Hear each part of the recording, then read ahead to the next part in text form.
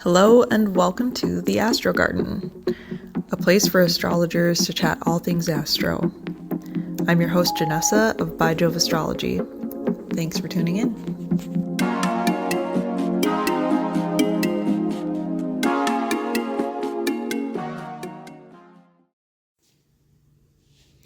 Hello and welcome back to the Astro Garden.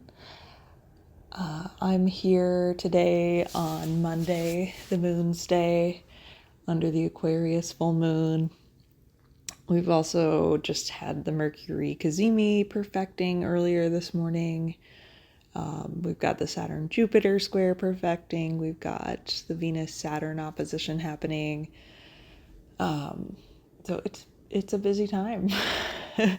There's a lot going on. I'd love to hear how it's going for you if you feel like sharing, commenting on wherever you found this, sending me an email. I'm always curious to check in with people and see how the astro is playing out. So yeah, for me, this weekend, kind of leading up to all of this, was very sixth housey. That's where the Leo house is in my chart, and we just kind of worked on things around the house all weekend.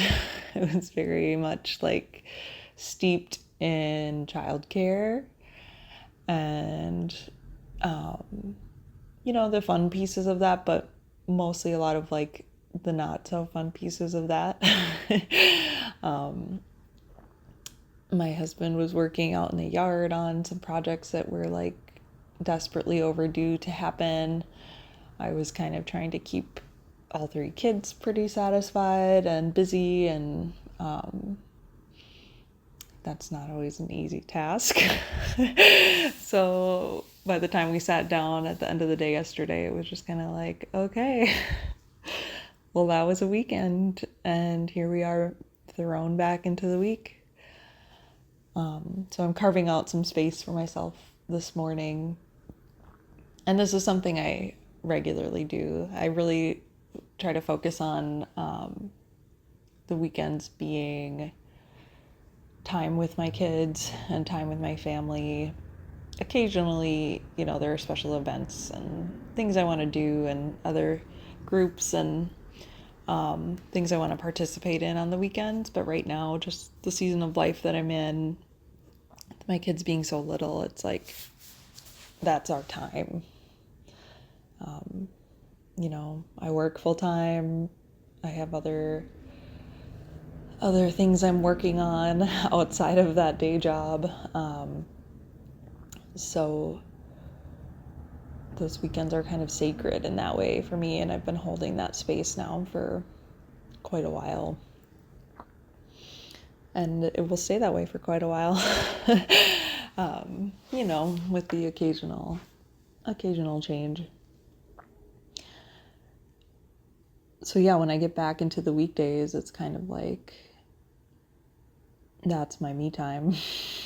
I really value the time I have by myself, and I need a lot of it. I think I've seen that, tied to the 12th house, a lot of spirit that I have, like really looking for that solitude. But I think it can show up in a lot of different ways in the chart. So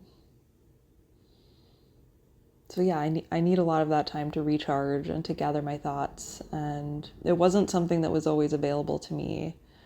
I think I've been consciously carving out this time, over the past 8 years. And, it started out with like getting a work from home job, which I've been lucky enough to have in my life. That was really the foundation to being able to like set the stage for where I am at now. And yeah, I know that that's not something that's available to everyone, but that has been like the linchpin of like all of the stuff I've been able to do since then has really been, eliminating a whole area of stress of like getting ready for work and commuting. And, it kind of started with that. And then opening up the space to be able to be more available to my children on top of myself, if they're sick or have a different school schedule that day. And then, being able to have more flexibility. It's been incremental, these changes. It has not happened overnight, but the flexibility and I've found a good team that I'm working on in my day job to be able to have that and that values that, to be able to pursue things like going to a yoga class, which really, is, that also changed my life. It sounds very simple. It sounds very cheesy, but learning how to listen to my body and to move my body in ways that are helpful to my well-being physically and mentally opened up so many things for me, including astrology. I will always, always, always be grateful for the yoga teachers that I've had, and the practice that I've developed. I always will credit that with where I've been able to find astrology, both in letting myself have permission to to study it, and in providing a grounding for that. I think, like, when you're studying astrology, it can be very in your head, and yoga for me has been very much about bringing it out of my head and into my body and being able to feel into the different energies happening around me and in myself. So yeah, I don't know how I got here on this tangent, but here I am. It's all related to like what I wanted to talk about today. Making space energetically. Things are shifting. We're almost to Virgo season, and I really am feeling that. I know I talked a little bit about that last week, but yeah, this time of year is like we're heading into the school year. I'm looking at the calendar. I'm planning ahead. It's Mercury retrograde. Like, this is a great time for planning and for maybe not necessarily like booking things, but like making sure you have all of your ducks in a row. That back to school prep. What's on the school supply list? And that's very literal in some cases. And in other cases, it's more like, what are you putting in your metaphysical backpack as we begin our descent into the underworld come Virgo season this week on the 22nd. I think that's Thursday. What day is it?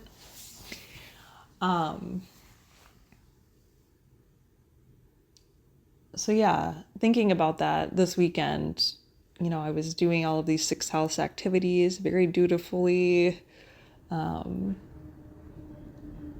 at the same time, I was thinking about, what is it going to be like when the kids go back to school and, or in some cases start a new school come September, and what is my time going to look like based on that? And I had to do some evaluating. It's not something I've only just started thinking about. It's always, I'm a Libra sun and Mars. I'm always weighing my options, looking at the balances energetically. financially, physically, in all the ways. But yeah, thinking about what do I need going into this season, and what does that look like for me? And I've had to do a little bit of rebalancing the checkbook, the energetic checkbook, and making space for the things I want to be doing more of and that I'm feeling the most passionate about at the moment. Those things right now being astrology, but all of the astrology, the learning, the practicing, the availability to clients, the writing. I'm hoping to share more about some writing I've been working on soon with you, long form.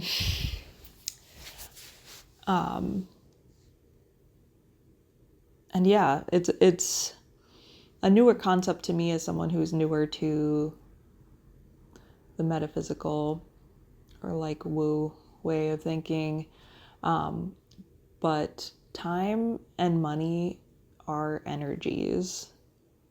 And remembering that has been so helpful to me. Rethinking what my gym membership is, not gym, but yoga studio membership is, and how much time do I have to do that? That practice is super important to me. And my schedule is about to get a little bit crazier with 3 kids in 3 different schools.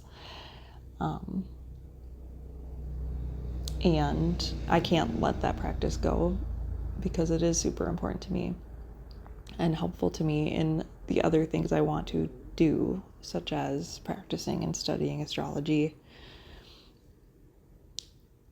So I'm cutting back a little bit on that, what that commitment looks like for me financially.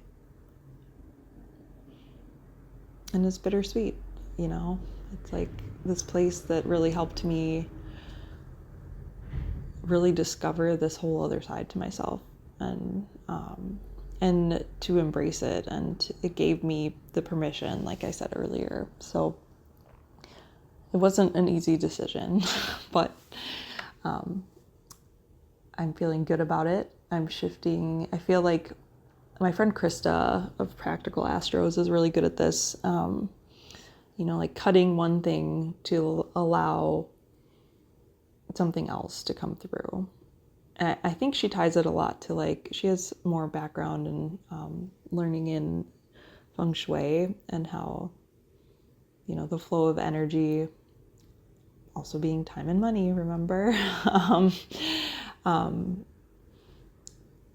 Making changes and little shifts to those things can like open up new pathways for them to flow. So that's something I'm kind of working with under this astro weather. There's a lot going on. So it's kind of a good time to be thinking about all of these things and to be reevaluating, where is our money going? Where is our time going? Where is our energy going?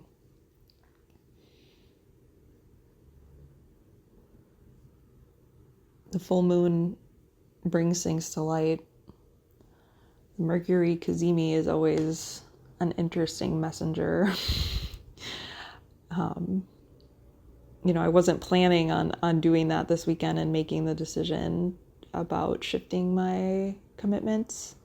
And then all of a sudden, yesterday afternoon, in the middle of all of the height of my childcare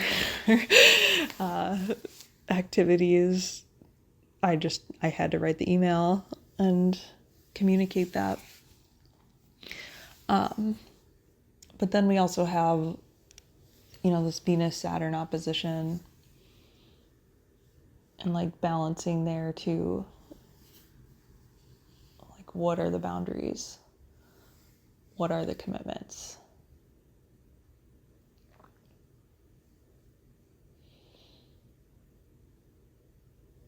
And the Saturn-Jupiter square is super interesting to me too. This is one that I'm still waiting to see how it unfolds. So the Saturn-Jupiter conjunction, and when we talk about planetary cycles, we can talk about them in a way that is similar to the moon cycle, where we have the new moon being like a seeding period and a conjunction between two planets having a similar way about them. So the Saturn-Jupiter conjunction happened way back in December of 2020. It was pretty close to the solstice. I remember it very well. I wasn't studying astrology at the time, but I was about to, and that was like a major seeding point for me. It was a crazy time. It was COVID big time. That was like the first Christmas of COVID. So a lot of like isolation, themes of that. And then very literally we had a terrible snowstorm here in Minnesota. And it was, we have snowstorms all the time. But this was like, that December 20th, 19th or 20th, I think it was the 20th or 21st time period. And that's pretty early in the winter season for us to have super cold weather. But I think the wind chill was like 40 below. It was something wild. It was super windy, super snowy. We lost power. And remember, this is COVID. So we lost power. So nobody wanted us to come to their house. We were also like new. We had just moved to this neighborhood the spring before that. So we didn't know a lot of our neighbors. No one's really socializing. We were pretty isolated. We lost power probably around 4:00. It was still just a little bit light outside. We're approaching, it wasn't quite the solstice. I think it was the day before. But damn near the shortest day of the year and the longest night. And it felt like the longest night. So temperatures are dropping. We had no power, which means we had no heat. At the time, my daughter was 4, and our youngest had just turned a year old. I didn't know it yet, but I was pregnant with my third, just newly pregnant. And it was kind of scary. It was dark. There was something magical about it. My husband's so good at making things magical when they're difficult. He's a Sag. We had all the candles out and we figured out something to cook without any heat. I don't remember what we even ate. It must have been like a cold type of dinner, snacky kind of dinner. We ate dinner and we were waiting for the power to come on, and it wasn't coming on. Nobody wanted us to come to their house due to COVID. I don't know if we even could have made it anywhere really far away. The roads were not in good shape. So we were really, it was very clear that we were on our own. And, we went about our night trying to maintain whatever like sense of normalcy we could. We put the kids to bed. We, kind of stayed up and waited to see do we need to try to get to a hotel? What do we need to do here to make sure that we're safe? And, I was very unsure. So finally we went to bed. We go to bed early. we get up early. But we went to bed, and then at 10 p.m., maybe 10:30, the lights all came back on, the power came back on, and the heat. Thank goodness. I think the house dipped down to about 63 degrees. So we were okay. But it felt like a very close one. So, and I'm dragging this story out, but there was a lot more that happened after that. So then, because of the cold, the next day we woke up and the water main just down the road from us had burst. So then we had no water. And again, we're at home, isolated. The circumstances had not changed much, but we did have heat.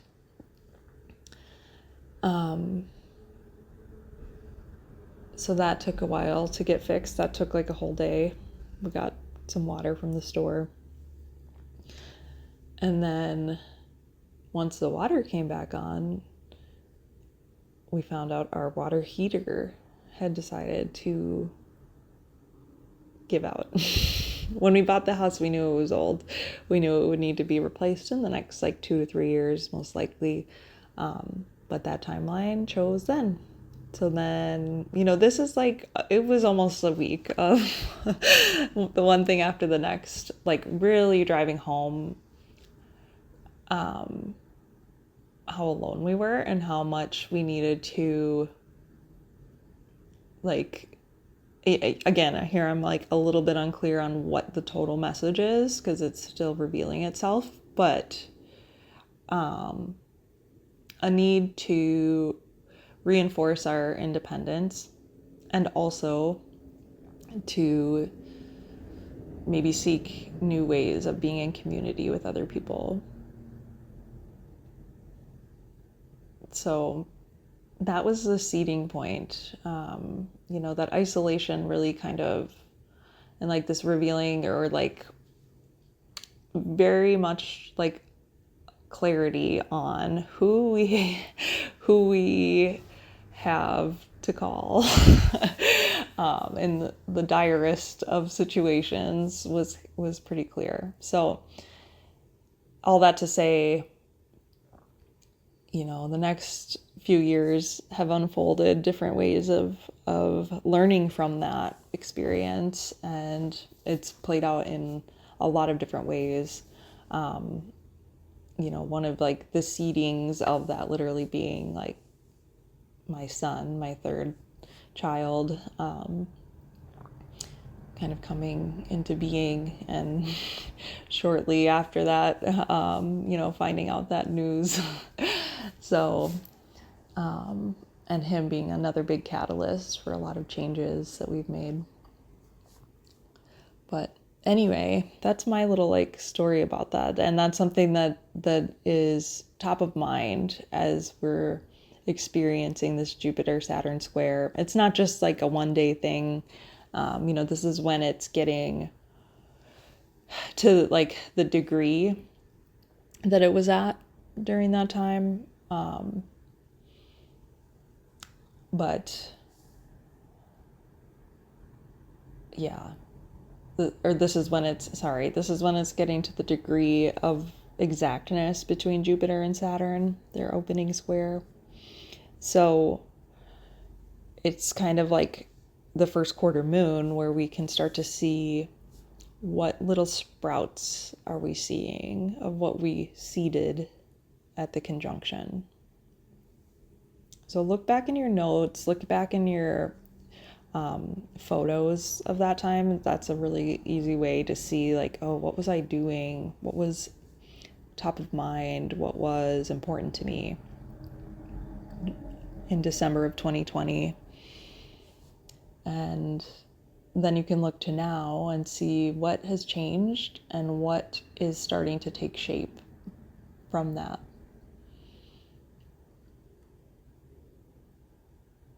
And how is that all interrelated with everything else going on right now. I see the echoes of it in the stuff I was talking about earlier with the making space energetically.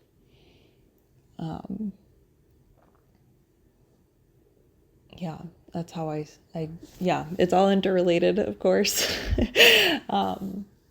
But yeah, I feel myself kind of, I think I'm close to finishing up with this. I'm also talking right now during this full moon, which is a little bit different for me. I was born under a new moon, and I really vibe with that like new dark moon, new moon energy a lot more than I do with the full moon. Full moons to me feel very energetically exhausting. And I don't want to say this definitively because I want to stay open to that changing. But in the past, that's how it has been often.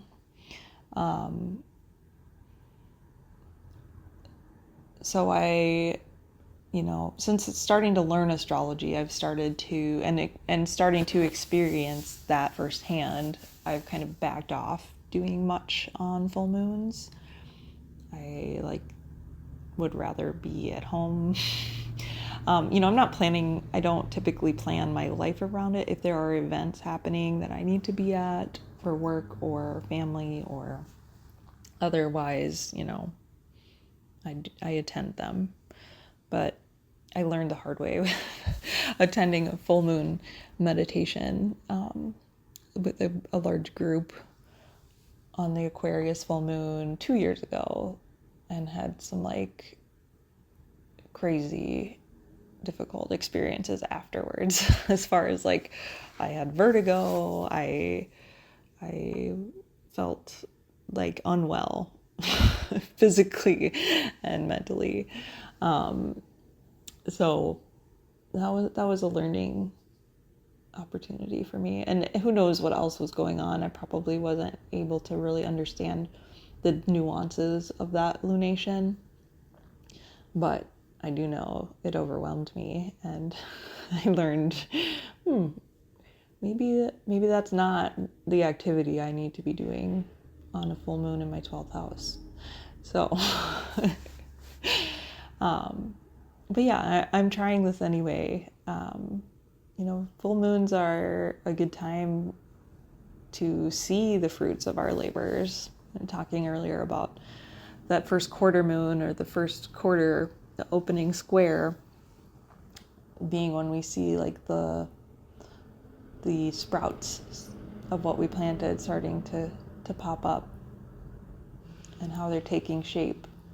But it's not when we're seeing the total fruits of our labor yet. It's just kind of starting to take shape. But the full moons can be a great time for that big release, or putting on show what you've been working on, which is kind of a foreign concept to a new moon child. I'm more comfortable being in the dark and being behind the scenes, starting things, being very key for new moons and cardinal signs in general. But it's great to actually see what you see the fruits of your labor, and to work with that energy too. So yeah, we're gonna try it out. Right now it's feeling good.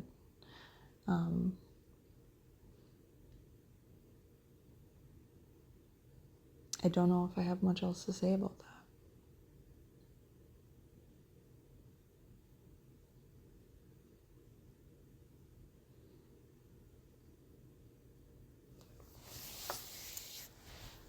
So some updates coming up on the Astro Garden. I've got some really great guests that I've already recorded with, And I recorded these back in April of this year, which is hard to believe, that long ago already. I did it knowing that my summer was going to be a little bit crazy with my parenting responsibilities, but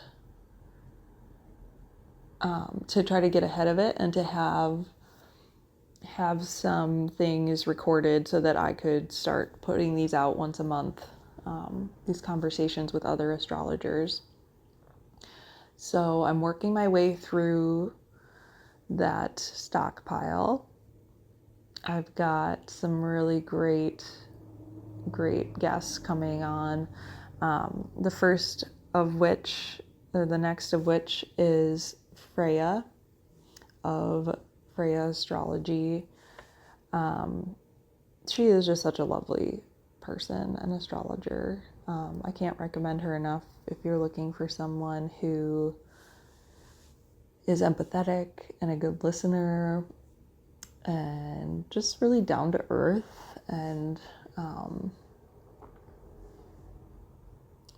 just she's there. She's really warm and caring and has really great takes, I think, on just astrology in general, but natal charts especially. She has a ton of experience, and she's a mom, which is something I'm always drawn to, also being a mom. But yeah, I love our conversation. She and I both have studied at Nightlight Astrology, and yeah, I don't want to give away, I guess, too much more, but just trying to hype that up, knowing that that's going to be the next chat that I have with a fellow astrologer. And then in the pipeline, we've got some ones I'm really excited about as well. We've got Camille Michelle Gray, who is just someone I've admired for a long time. If you don't follow her on Instagram, you need to do that like right now, because she has great astrological takes, but she's also just really fucking funny. And she shares really great like personal stories to her Instagram stories that are like perfect examples of the astrology going on in her life. And I've learned a lot from that, and also just truly enjoy hearing her storytelling. And then next we have Tara of Love and Luna Astrology.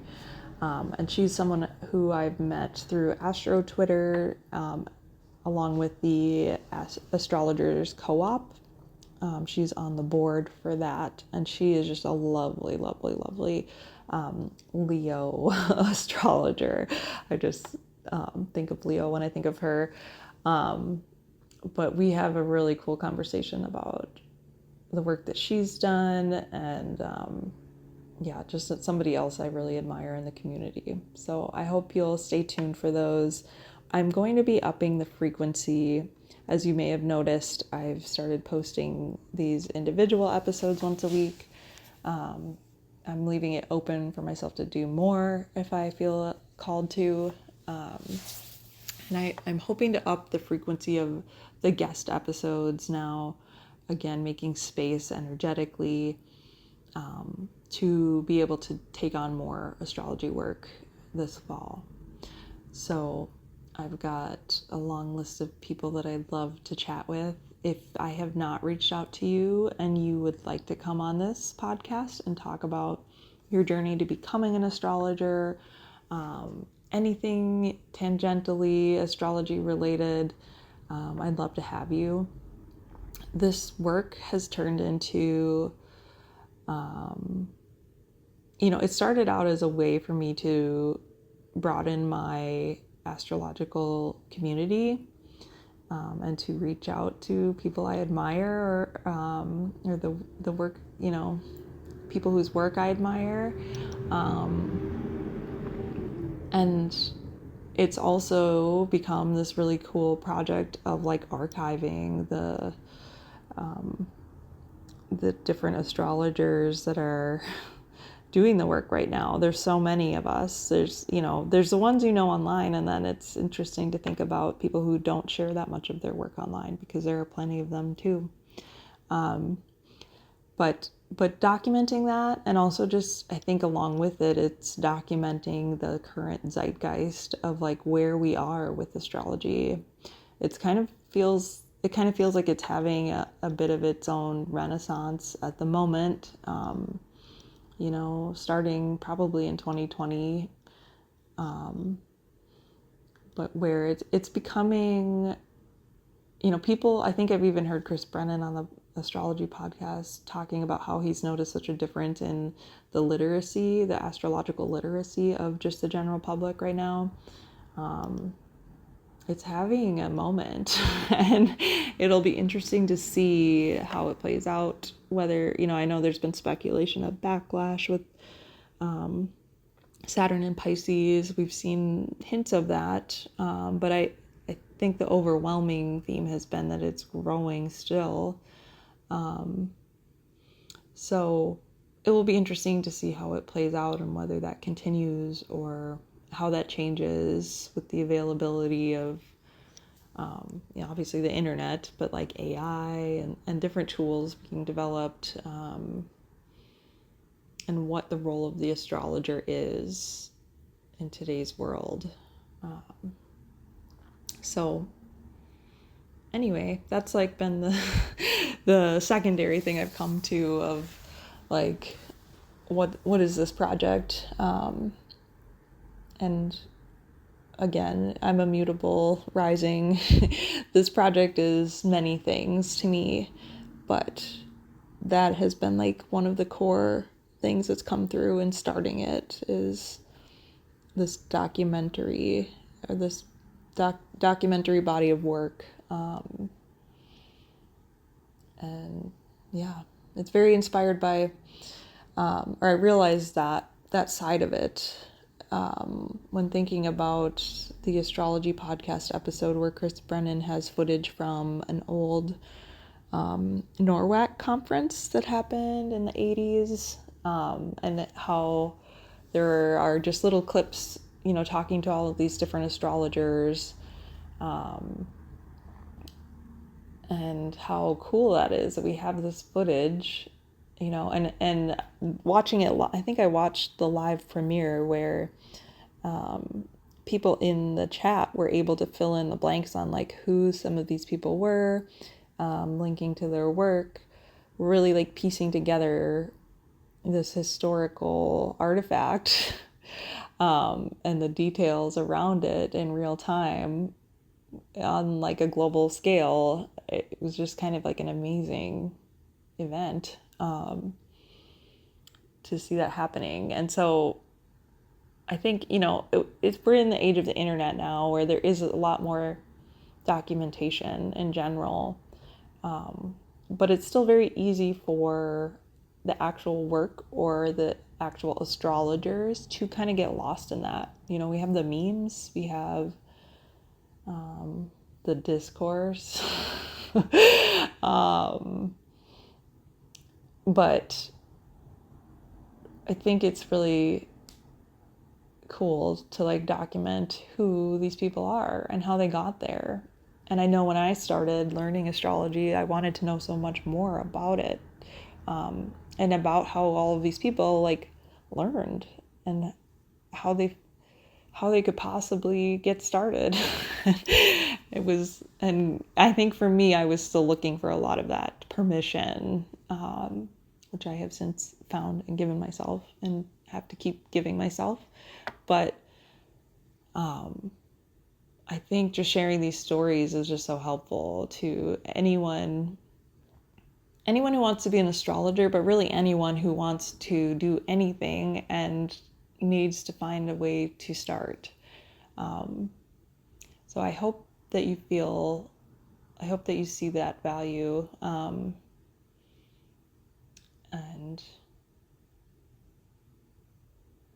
I hope that comes across. But yeah, so that's the Astro Garden. I I'm excited for where it's going and the various opportunities and potentials that I see for it. On that note, I will finally sign off. If you've made it this far, I appreciate you. Sending you some calm, peaceful, full moon blessing vibes. I hope you are all navigating this with ease. And if not, let's hear about it. If so, I want to hear about that too.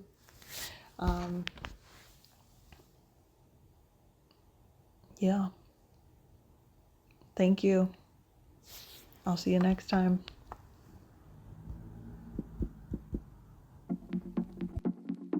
For more information about my work, you can find me at By Jove Astro on Instagram, at By Jove Astrology on Twitter, and the best place to find me of all is at my website, byjoveastrology.com.